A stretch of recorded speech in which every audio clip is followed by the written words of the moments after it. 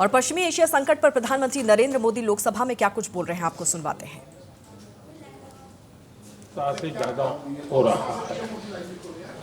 इसका पूरे विश्व की अर्थव्यवस्था पर, लोगों के जीवन पर बहुत ही विपरीत असर हो रहा है।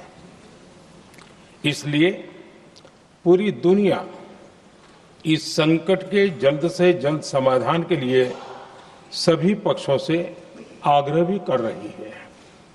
अध्यक्ष महोदय, भारत के सामने भी इस युद्ध ने अप्रत्याशित चुनौतियां खड़ी कर दी हैं। ये चुनौतियां आर्थिक भी हैं, नेशनल सिक्योरिटी से जुड़ी भी हैं और मानवीय भी हैं।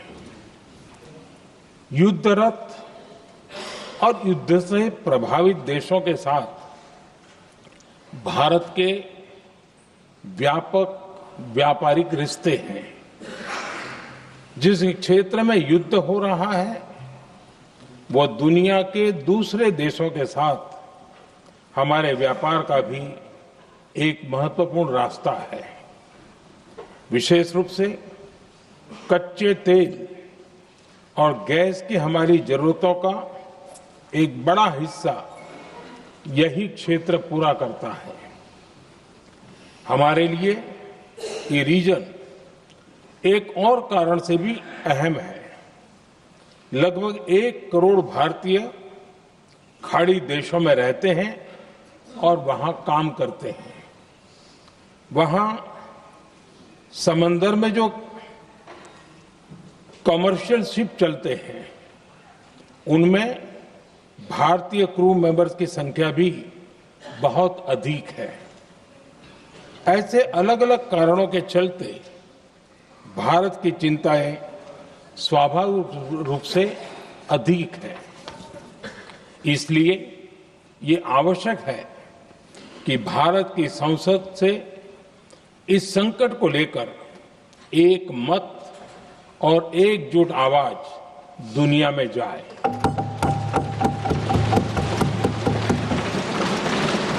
अध्यक्ष जी, जब से ये युद्ध शुरू हुआ है तब से ही प्रभावित देशों में हर भारतीय को जरूरी मदद दी जा रही है। मैंने खुद पश्चिम एशिया के ज्यादातर देशों के राष्ट्राध्यक्षों के साथ 2 राउंड फोन पर बात की है। सभी ने भारतीयों की सुरक्षा का पूरा आश्वासन दिया है। दुर्भाग्य से इस दौरान कुछ लोगों की दुखद मृत्यु हुई है और कुछ घायल हुए हैं। ऐसे मुश्किल हालात में परिवारजनों को आवश्यक मदद दी जा रही है। जो घायल है उनका बेहतर इलाज सुनिश्चित कराया जा रहा है। अध्यक्ष जी, प्रभावित देशों में हमारे जितने भी मिशन हैं वो निरंतर भारतीयों की मदद करने में जुटे हैं। वहां काम करने वाले भारतीय हो या फिर जो टूरिस्ट वहां गए हैं, सभी को हर संभव मदद दी जा रही है। हमारे मिशन नियमित रूप से एडवाइजरी जारी कर रहे हैं। यहां भारत में और अन्य प्रभावित देशों में 24/7 कंट्रोल रूम और आपातकालीन हेल्पलाइन स्थापित की गई है। इनके माध्यम से सभी प्रभावितों को त्वरित जानकारी दी जा रही है। अध्यक्ष जी, संकट की स्थिति में देश विदेश में भारतीयों की सुरक्षा हमारी बहुत बड़ी प्राथमिकता रही है। युद्ध शुरू होने के बाद से लेकर अब तक 3,75,000 से अधिक भारतीय सुरक्षित भारत लौट चुके हैं। ईरान से ही अभी तक लगभग 1,000 भारतीय सुरक्षित वापस लौटे हैं। इनमें 700 से अधिक मेडिकल की पढ़ाई करने वाले युवा हैं। खाड़ी देशों में भारतीय स्कूलों में हजारों विद्यार्थी पढ़ते हैं। सीबीएसई ने ऐसे सभी भारतीय स्कूलों में होने वाली कक्षा 10वीं और 12वीं की निर्धारित परीक्षाओं को रद्द कर दिया है। इन बच्चों की पढ़ाई निर्बाध चलती रहे, इसके लिए सीबीएसई उचित कदम उठा रही है। यानी सरकार संवेदनशील भी है, सतर्क भी है और हर सहायता के लिए तत्पर भी है। माननीय अध्यक्ष जी, भारत में बड़ी मात्रा में कच्चा तेल, गैस और फर्टिलाइजर जैसी अनेक जरूरी चीजें हॉर्मुज स्ट्रेट के रास्ते से आती हैं।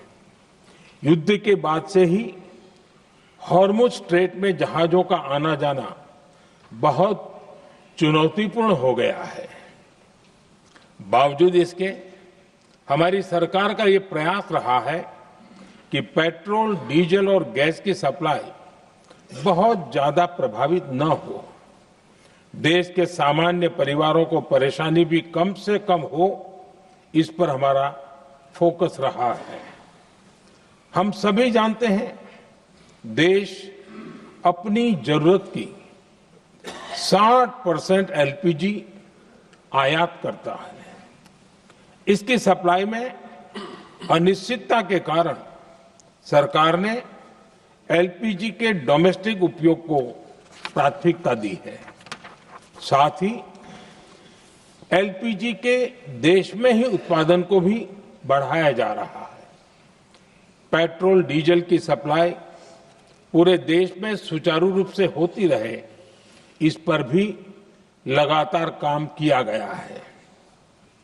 अध्यक्ष जी, आज की इन परिस्थितियों में एनर्जी सिक्योरिटी को लेकर बीते एक दशक में उठाए गए कदम और भी प्रासंगिक हो गए हैं। भारत ने बीते 11 वर्षों में अपनी एनर्जी इंपोर्ट का डाइवर्सिफिकेशन किया है। पहले क्रूड ऑयल, एलएनजी, एलपीजी ऐसी एनर्जी जरूरतों के लिए 27 देशों से इंपोर्ट किया जाता था।